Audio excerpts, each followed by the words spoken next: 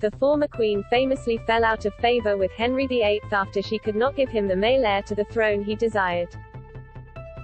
She did give birth to a daughter, Elizabeth, who went on to become sovereign, but this was not enough for the Tudor king. Henry eventually had Anne put to death at the Tower of London just 3 years into their marriage after she was found guilty of treason. Her downfall was spearheaded, historians believe, by Thomas Cromwell, Henry's chief minister, who spread rumors about her infidelities with the king's courtiers. Despite the tragic end to Henry and Anne's relationship, while they were together the couple enjoyed a racy romance, according to historian Sandra Vasily. The Tudor expert wrote the 2015 book, Anne Boleyn's Letter from the Tower, A New Assessment.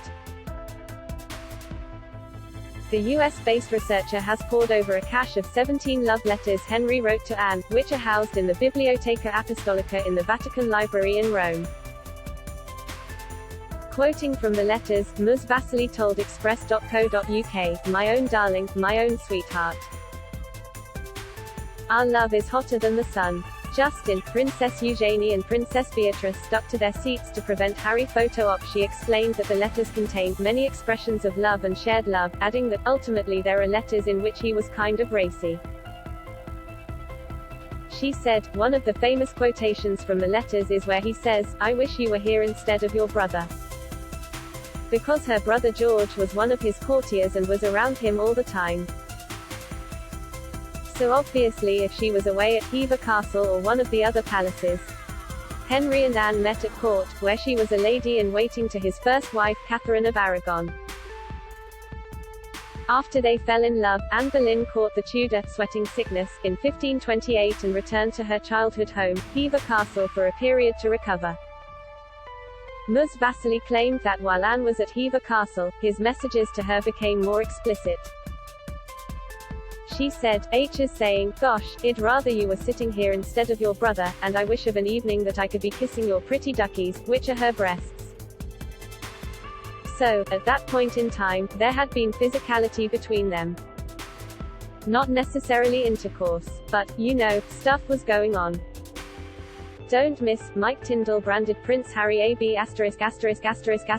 at Buckingham Palace Jubilee Party, LAETST, Royal Poll, should Prince Andrew have a new role created for his comeback? Insight, Prince William expected to be merciless with Prince Andrew when time comes, analysis. Because he wasn't just saying that if it had never, ever happened. Over time, her historian explained, Henry's messages to his lover transformed from being polite to more informal. She said, "He is very polite in there. He does use terms of endearment, but they were the ones that were politely used then, my mistress and friend. Only later did he start to address her as sweetheart, darling." So, you knew in the early ones it was almost like a young man coming for a date and kind of meeting the parents and being all dressed and being very neat and very proper. Because that's how they were. And over the course of several letters, you can see his writing becoming more casual, more relaxed. And in there he is putting terms of endearment that I believe he would have never used if she was not returning affection to him. Anne Boleyn's Letter from the Tower, A New Assessment, was written by Sandra Vasily and published by May Global Publishing in 2015. It is available here.